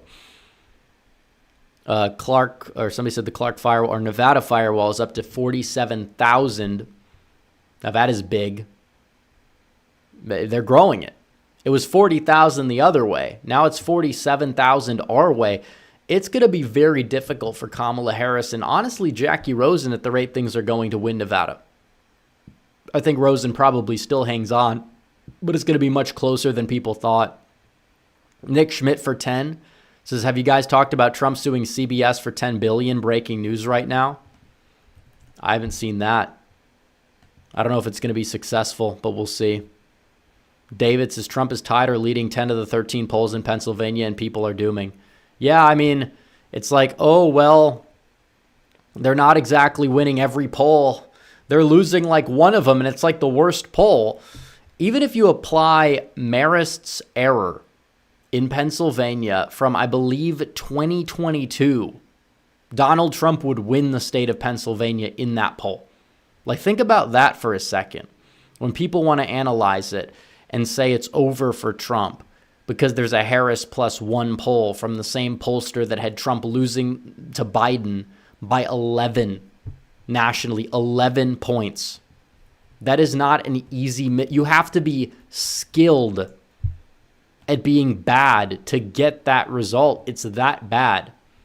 Marist had Biden winning Pennsylvania by 5 points in 2020. It was the worst poll in the aggregate in 2020. And in 2016, you could look at the Marist poll, if they even had one.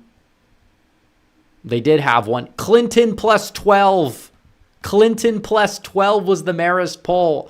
And people are saying that this is a bad poll. I don't see it. I don't see it being that bad for Trump. I think it's shocking that I think it's really honestly shocking that he's within like 3 in that poll, if you want to be completely honest. If he's within 3, it's shocking. Stanley Walker for 10 says, how big is the abortion issue in the swing states? It's not big among independents compared to the midterms, because back then it was tracking with the Democrat importance issue. Now it's tracking more with the Republican issue importance. So I don't think Dobbs is going to be enough to sink Trump. I think it would be enough if he was somebody who was actually like an abortion abolitionist or somebody like that, but he's not. You can't effectively make this a referendum on abortion, which is why they're currently now freaking out because the Puerto Rico thing bounced off. Poll came out of Florida today. Trump has gained 34 points with Puerto Ricans since 2020. And that was after the joke. I don't think that these people care about some comedian statement who has maybe a vague connection to the Trump campaign, and that's it. But now CNN's like, J.D. Vance said normal gay people are voting for Trump. They're freaking out at that. It's like, how? I watched that entire podcast on Joe Rogan. It was a very great conversation. I feel like it could convince some people on the fence because Vance can talk to some people that maybe don't like Trump's style. And he can do that well. And he's very articulate and intelligent. But when you talk about how they're acting like it's the end of the world because J.D. Vance said that normal gay people are going to vote for Trump, but the people who like sexualize everything won't. He's like, well, it's not. Well, first of all, I don't think that Trump's going to win the first demographic that he's talking about. But in reality, to pretend like it's like a controversial statement that's like super outlandish, like they're really grasping for straws at this point. First, it was a joke that they got mad at, and now they're trying to milk this. Look, that interview got 4 million views and counting. It's probably like at 5 million right now. CNN gets like 600,000 in prime time in an election year on a good week. So it's like, let them keep on yapping. Nobody cares what the media has to say. This is not 2020 anymore. It's not 2016. It's not 2012. The trust in media has eroded completely. Completely since then. It was barely enough in 2020. They're not getting those numbers. Based Alaskan for 5 says, imagine Dan Campbell at the Trump White House after a Super Bowl win. That would be the greatest year of my life. Hope my old state, Michigan, is red. I've thought about that. We don't want to jinx that, but that would be something. That would really be something. Election day, hopefully they trade for a defensive end. I don't know who it's going to be, and then Trump wins, and yeah, Dan Campbell at the White House, that'd be something. The pictures of that, we have to frame those pictures, put them on the wall. Real Texan Politics says, if Harris wins, the demoralization will be so off the charts we may never win an election for many years. Probably. Nardo for $100, that is a big super chat, says, how about good old Mark Cuban? He's so jealous of Trump. Yeah, he was more like conservative back then. And then he kind of went crazy far to the left because Donald Trump broke his brain, like he broke so many people's brains.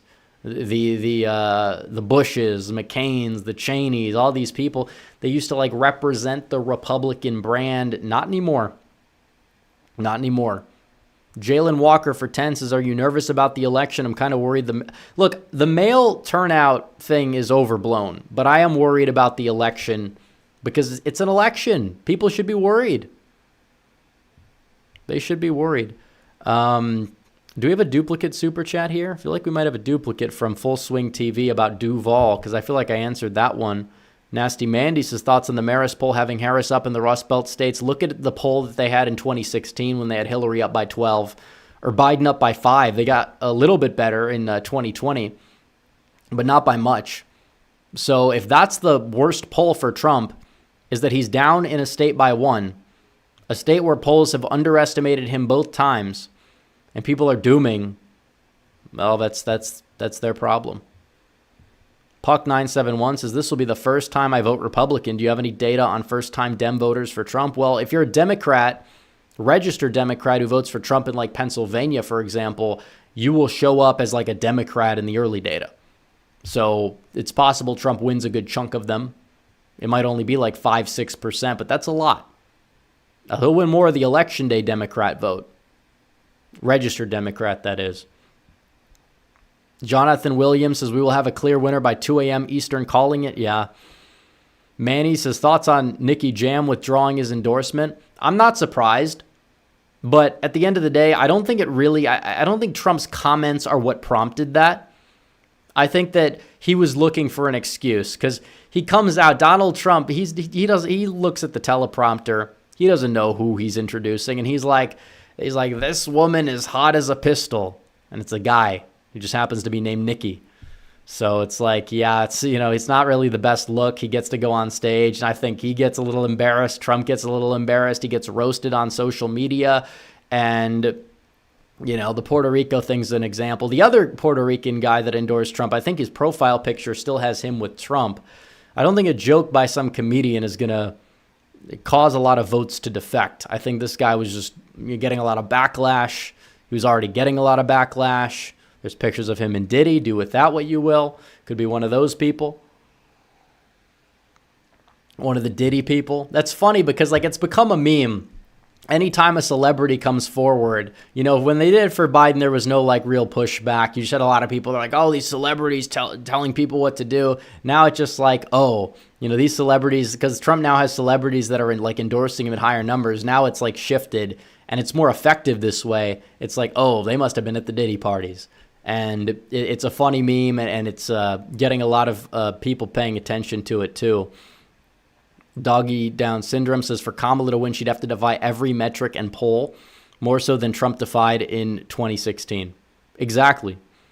I mean, Trump, the fundamentals were not as good for Trump in 2016 as they were now. They weren't as good as what the unemployment rate was.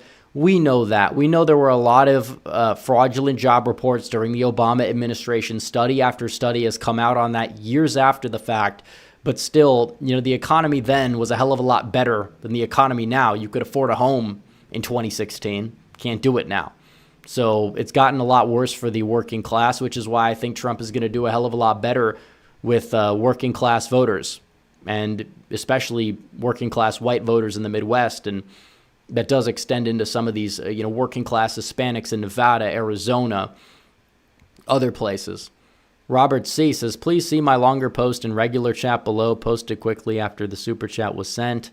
Note that 100,000 Vietnamese dong is just under $4 US. Well, I can't read that. I mean, it was so long ago. I'm sorry. I mean, I just can't read it.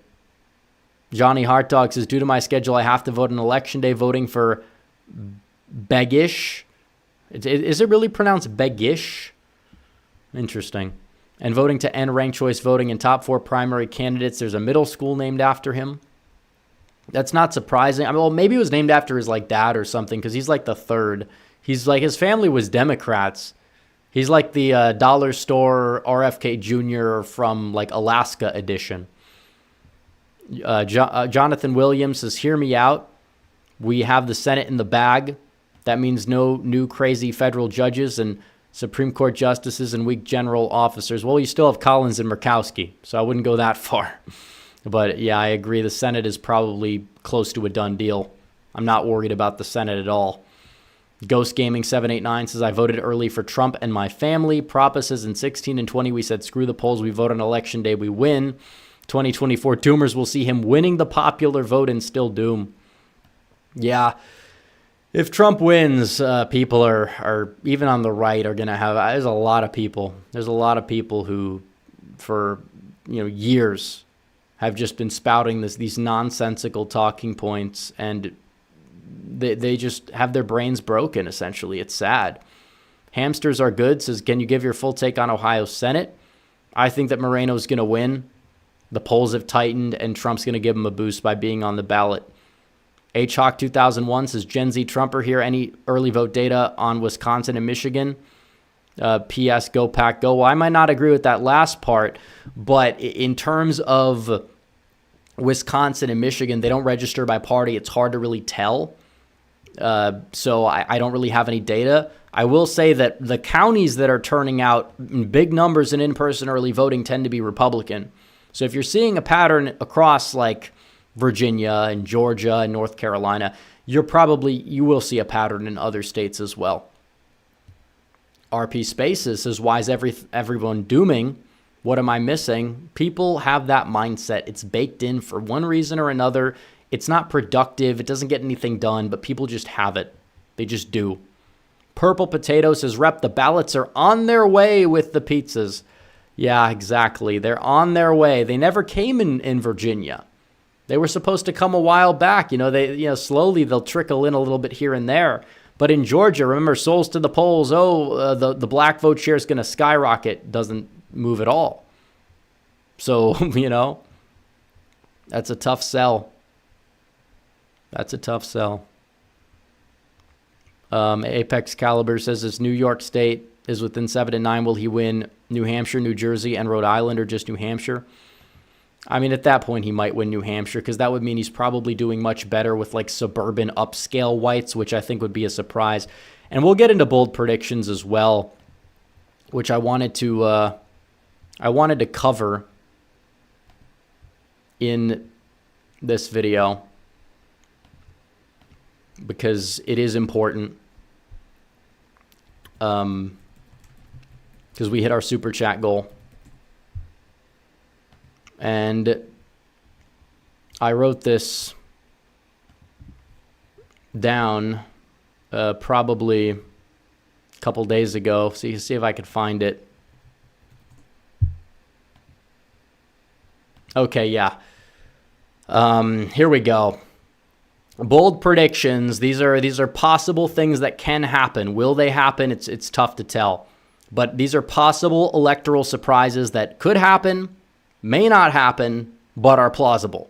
And one of them was Trump does better with college-educated whites than he did in 2020, which shocks people.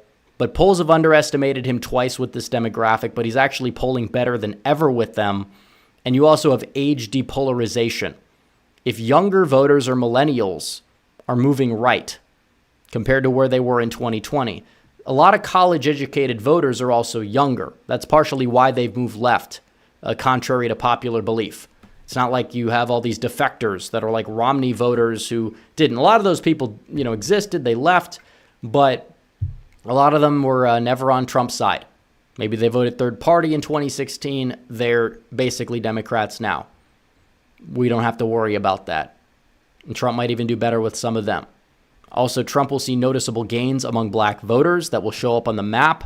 Counties will flip in the deep south. Wayne County in Michigan could move right by double digits, although a lot of that will be due to low turnout more so than a high turnout electorate in the black vote that will see rapid shifts to Trump. But either way, it helps. If you have a person that stays home, you gain a vote, you net a vote. But if you flip a voter, you gain 2. If you turn out a person who's never voted before in a demographic, they vote for you, you gain 1.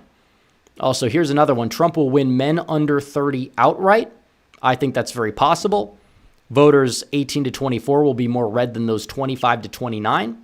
That is also possible. I think it's very probable because the younger Zoomers tend to be less woke, more anti-woke than like the older Zoomers / like younger millennials.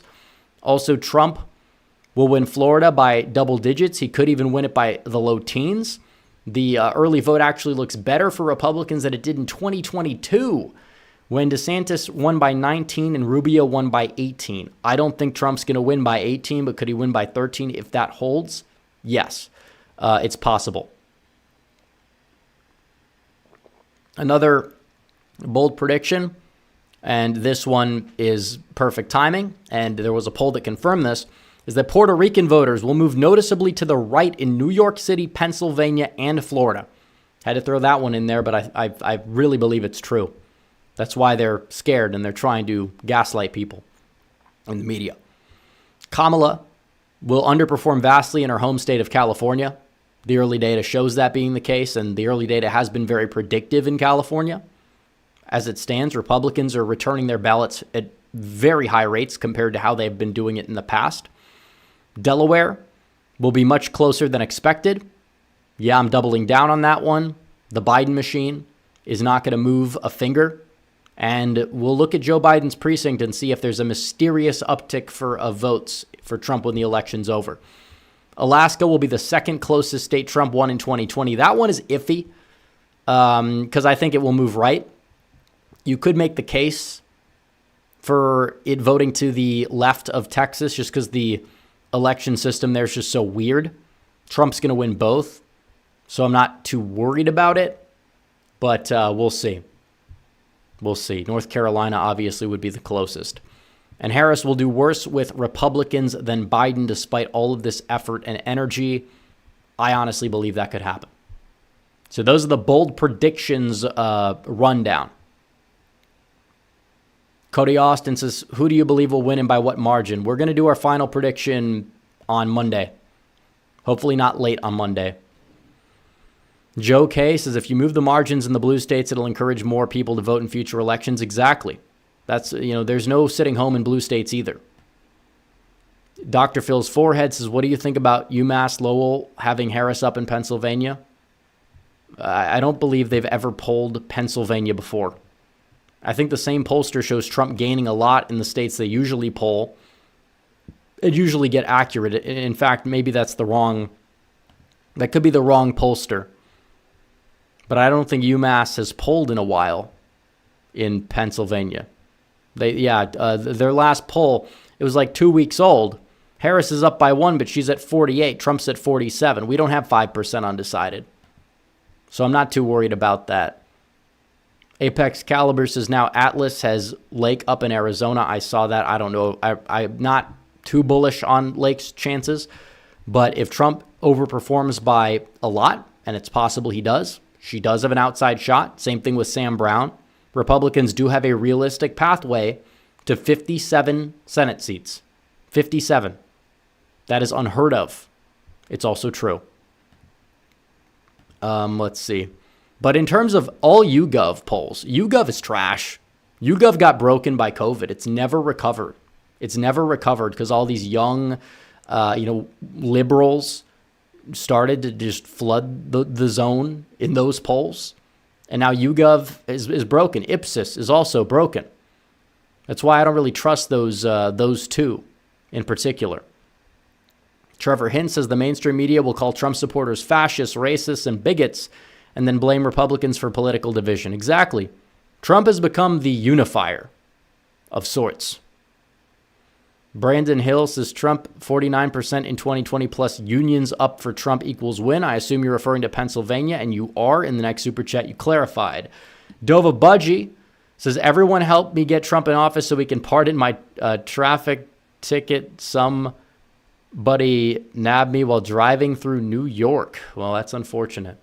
I don't know if you'll hear about that one. Can you even pardon a traffic ticket? I mean, maybe. You could find some way to do it. Real Unique Independent Film says, hope to see the pink-haired ladies crying on Election Day. Hopefully. I don't know. It does seem like the energy is all fake behind Kamala.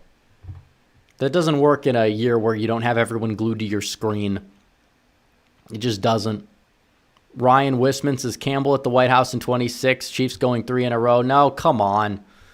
It's getting old. It's getting old. Enough is enough. The team gets worse on paper and gets better every year. I don't understand it.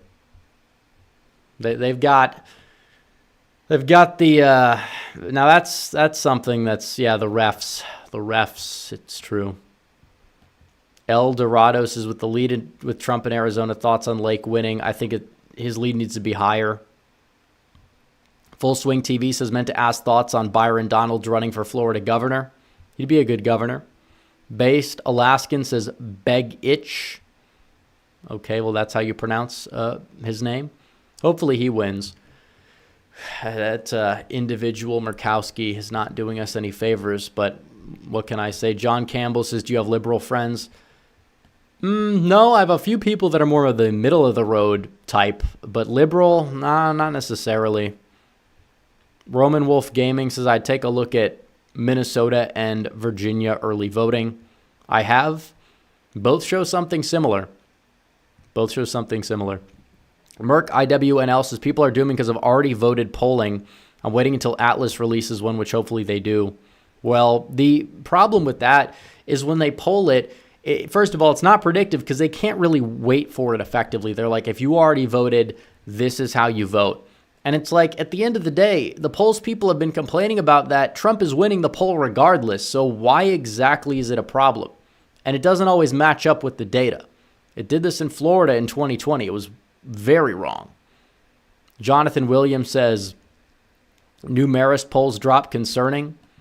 Concerning for the Democrats, given the past track record of the Marist poll. I'm not trying to dismiss it, but if you look at Pennsylvania and they drop a Harris +1, Harris +2 in Pennsylvania, when they dropped even if you apply the polling error from 2022 in Marist, where they had Fetterman up by 6, Donald Trump would win the state, or it'd be narrow. So I think it belongs in the average. I don't believe it's going to age well. Harris is not doing better. If you think Harris is going to do better than Biden in PA, I don't know what to tell you. I mean, Biden was their 3rd senator. Harris is some crazy woman from Canada/San Francisco. You tell me who voters are going to vote for. You had a bad environment for the incumbents in 2020, and you had a bad one in 2024. Pennsylvania shouldn't be a hard state. I don't really think anybody in the Harris campaign is all that confident in Pennsylvania either. That's why they try to go for North Carolina. They're trying to go for Georgia.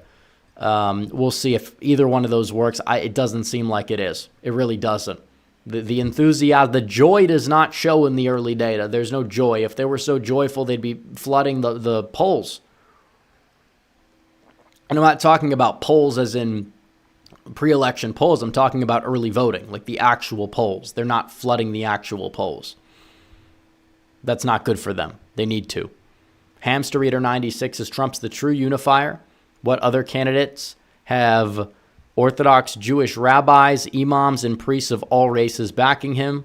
Nobody. It's because Donald Trump is just that guy. He just gets things done, and people like him the more time goes by. It's always been that way. So, let's see. I don't think Trump is in a bad position in any of these swing states. I'll say that. Now, it's true that the polls are not going to underestimate him by nearly as much as they've done in certain past years. But at the end of the day, it's like they don't need to. If the polls in Pennsylvania hold steady, if the polls nationally hold steady, he's going to win. Now, I'll say this. I don't believe Pennsylvania is voting in line with the country. And if you have both at Trump by 0.3, one of those is going to be wrong. So either A, the national polling is going to underestimate Trump or overestimate Trump, which has never happened, or B, the state polling is going to underestimate Trump, which has always happened when Trump's on the ballot. So which one is more likely to happen? We know which one is more likely to happen. Now, I don't think Pennsylvania is going to vote to the right of the country by 3.3 points again, but it's definitely going to vote to the right of the country by like 1 to 2. So, let's see. Silver Witnesses, what do you make of these Harris +20 exit polls? Any merit to this stuff? Well, it depends what state you're talking about. Harris is winning the early vote. Like, we know that. She's not winning it by nearly as much as Biden won it by. That's the problem for her. But also, when you poll these states, it's you can't really equate for something like that effectively. You just can't. Like, they don't weigh for it. These are not exit polls. They ask people if they voted. They might get a more conservative sample that's voted early. And then they might get a more liberal sample that's waiting until election day as a result, when all the weights are accounted for. That's just how these pollsters work. So, H. Hawk 2001 says, love how confident the 2020 Trumpers were when Biden led the polls, but now that he's losing a couple, we're doomed. Get out and vote. Exactly. We're at a point where the early data matters more than the actual polling. That is a good place to be in, because we know the polls are tight. They're close, but the early data is showing a Trump surge. And the question is, are Democrats going to magically get people who never voted before 2020, by the way, who only voted in 2020, by the way, and voted early in 2020? Are they going to get that COVID-only voter out?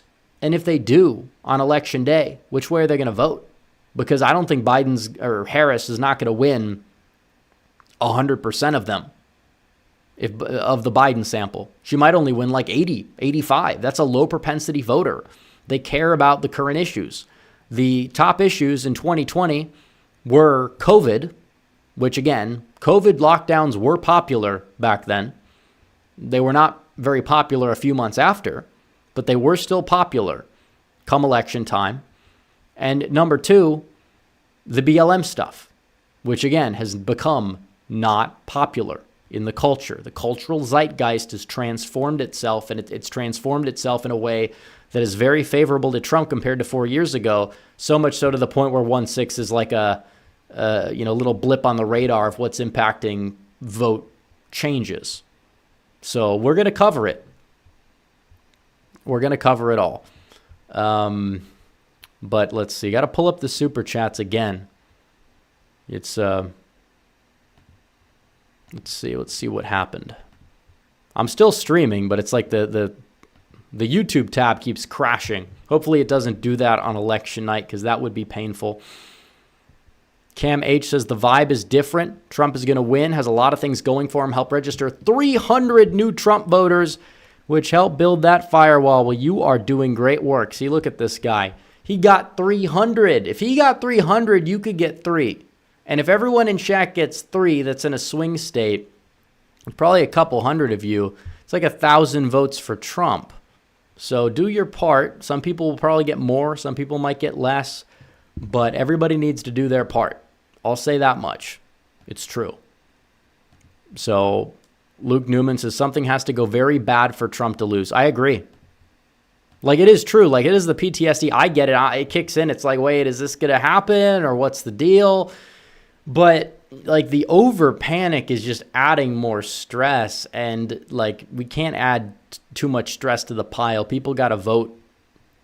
They want demoralization. Demoralization is not good. If you demoralize people, then you're going to lose every time. If you're demoralized, we gotta be relatively confident, but not too overconfident. There's a difference between cautiously optimistic and still confident, and then complacency, overconfidence. This is a tight race. I know Trump's leading the polls in Pennsylvania. The fundamentals are on his side. More than they were on Dr. Oz's side. She is the Dr. Oz. She's the interloper. She gets drop shipped in from who knows where. San Francisco, Canada, whatever you want to say. I mean, she is not Joe Biden in Pennsylvania from 2020, when Biden could kind of complete a sentence, kind of. The signs were there, but they were not. It was not egregious enough to the point where people took it seriously as a serious problem, because like the grandfather vibe. I think Trump has that now, except Trump doesn't exhibit the same signs as Biden did then. So the left has to take him out of context to try and claim he's crazy. It's like, he said this about sharks. It's like, well, you watch the rally, he's talking about like the wind turbines in the ocean. He doesn't like them. It's part of his energy policy. I'm going to just cherry pick. It's like the reality is, if you're either A, you're being dishonest, or B, you have the cognitive decline. Not Trump. But it's like, because he doesn't yell as much as he did in 2016, that's what they have to go to. And honestly, maybe the old age thing would stick a little bit more if they didn't sit here and try to gaslight people that Joe Biden was perfectly fine to serve as president for another 4 years during the past 4 years. But I digress. I agree. Something has to go bad for Trump to lose. So it'll be the last call for super chats. We're going to end the stream in like 3 minutes. If anybody has super chats, now's the time. If not, we're going to end. But make sure you guys like the stream. Let's get to 2,000 likes. We have 2,700 people, 1,600 likes. Let's get to 2,000 likes, and make sure you guys subscribe. If you have not yet subscribed, make sure you subscribe to the channel. As we get closer to 209,000, if we haven't hit it yet, get closer to 210. We'll see, but it's the end of the month. It's November officially. It's November on the East Coast and Central Time. So we're 4 days away now. 4 days away. So get out and vote. Tomorrow is the last day, or today, if you're Central Time Zone or Eastern, to do early voting. So get out and vote if you plan on voting early. It's the last day in a lot of states. Not all states, but a lot of them. So make sure you guys do that. But we will be streaming probably not tomorrow, but Saturday and maybe Sunday. And Tuesday, obviously, is the big one. So make sure you guys are in chat. Luke Newman says, will they count the votes fast in the Rust Belt? They'll count them, I believe, a lot faster in Michigan because there's a new protocol for how they do it. They're canvassing the early ones first as they come in, and then the election day votes get counted. We should know in Michigan. Wisconsin's not going to be that slow. We'll probably know the winner of both of those states. Maybe not Michigan because it might just be too close to call. And yeah, I mean, if it is within 1,000 votes, I think we know which way it probably ends up going. But I don't think Michigan's going to be the state that determines. But if you want to make sure that doesn't happen, you have to get out and vote. And that's that. And that's it. I mean, we're in the home stretch. He needs some milk for 5. Says, I live in California. I'll be voting early because I want a popular vote win. The energy has shifted in the country. I can feel it, and so can you. Yeah, the media is basically on its last legs, grasping at straws, gaslighting their followers about the early vote data, pretending they know what it really means when they don't. And it's like you have accounts with 1,000 followers that like deeply care about this stuff on Twitter that are actually deducing it very well. And those were the same people that knew that North Carolina was not going blue in 2020. They knew Florida was not going blue in 2020. You know, Arizona was up to the interpretation, maybe a little bit less up to the interpretation now. Pennsylvania, there is a big question mark, but I think we know the goal. Trump needs to win Election Day by 11, but we should aim for like 15 to 20. He won it by like 35 last time. It wasn't quite enough, but you have a lot less early voting. So we got to assume that Democrats, yeah, they are going to come out in Election Day regardless, but still Trump is in a very good spot in Pennsylvania. If he's able to get it, the early vote within, 15 to 20, he'd probably win it decisively. If it's like a 10-point win, it's like, maybe not that great. But if he wins it by like even 12, which is what Dr. Oz won it by, he should probably win the state. That's why I think it's very likely he wins.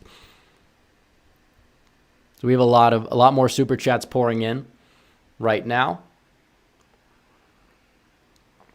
Ash K2 says, I believe Harris will win. Regardless, win or lose, everyone who volunteered should be proud and keep their heads held high. God bless America. Well, that's not, your reasons that you've given over the past couple months in the super chats have not been sufficient, from what I can tell. And we're going to go over in a video either tomorrow or Saturday reasons why Trump and Harris could win. There's a lot more for Trump, by the way. But I kind of want to break it down for people. But Trump's the favorite, in my opinion. Even Nate Plastic has him as the favorite. He04 says, submitted my early vote for Wisconsin and donated to Trump tonight. Let's get Wisconsin blood red. Go Pack go, by the way. I don't agree with the last part. All right, I'll say One Pride Nation on that one. But, we have an interesting sideshow on Sunday. I'm probably not going to be paying much attention because we've got a lot of content to make. Michigan Nationalist is ranked Tom McDonald, Rucka Rucka Ali, and Kid Rock. That's interesting. I don't know. Honestly, I'd have to rank Rucka first just because he's funny. I've listened to his parodies since I was 11. It's definitely not. It's humor that's random, but it's funny. Tom McDonald, I'll rank him last because, he's Canadian and I think is I don't know. I think if I actually made rap music, it would be better. That's just the way it is. Listen to Press Release. I think that confirms the answer. But Kid Rock, he's a Michigander. I'll rank him second. His music's not really my thing, but he's a big Trump supporter. He has a large following, so I'll rank him second. Luke Newman says, what about Pennsylvania counting votes? Will they be slow? Faster than 2020 because there's less mail. Faster than 2020. Mr. Keep Mom Safe says, what's the last word from New Mexico? I think the margin of victory for Harris is going to be much lower than 2020 as it was for Biden, but I don't think I think it's going to be cut significantly. Luke Newman says, I'm not from the Rust Belt. I'll still be voting in Kentucky. Yeah, every vote counts. Let's get to 80. Imagine we get to 80 million. Imagine that the polls are missing something and we swamp the polls and win in a landslide on election day because there's so many people who have not yet voted. Here. Before we go, let's put out a poll.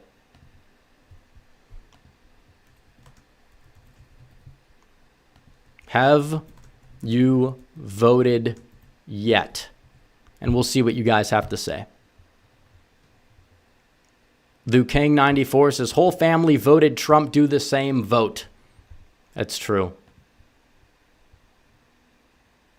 And I think that the page froze up. Hopefully the poll submitted. I don't know. It's like you switch browsers and you still have the same crashing problem. I think YouTube, it's a problem with YouTube's studio. I don't know if we have too many people, too much activity. I don't know what's going on. We got a new computer. But I don't know. Hopefully we get it. Hopefully we can fix the problem and troubleshoot by election day so we don't have to rely on... Okay, the poll did submit. So a lot of you guys have voted. Now, I will say this. Our audience is a lot more politically in tune. So it is true that and also younger. So we're going to have a lot more people who vote early compared to like the average Trump voter. You know, I saw somebody in regular chat say earlier that, you know, I voted early, tried to get my parents to, but they won't do it. And it's like, yeah, you have a lot of people that are stuck in their ways in like the older generations, and they will always vote on election day. But keep in mind, those are our high propensity voters. So I wouldn't worry too much about it because we're not cannibalizing. And I think this kind of proves it. DMV321 says, so now Harris can win. She can win. I don't know if she will win. I think Trump is the favorite to win. I don't think it's even a close favorite. It's not like 51, like the election mafia. Oh, it's 52%. So they could be like, we predicted a Trump win. It's like, you said he had a 52% shot. If he wins overwhelmingly, you should be having it at 75.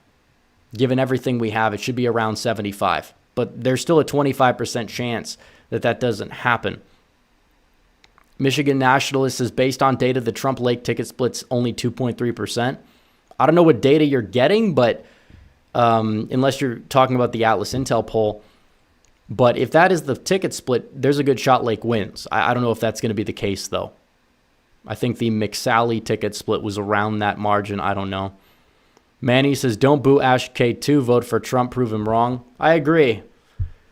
One thing that Obama said that was actually correct is don't boo, vote. Although the context we're applying it in is far more useful because we need people voting more so than spending their energy yelling at people on the internet. You can do both, but make sure you vote first and make sure that's your number one priority. So, all right, we're going to end the stream. Thank you to everyone who joined us, super chatted. We'll be back with a video, maybe 2 videos tomorrow.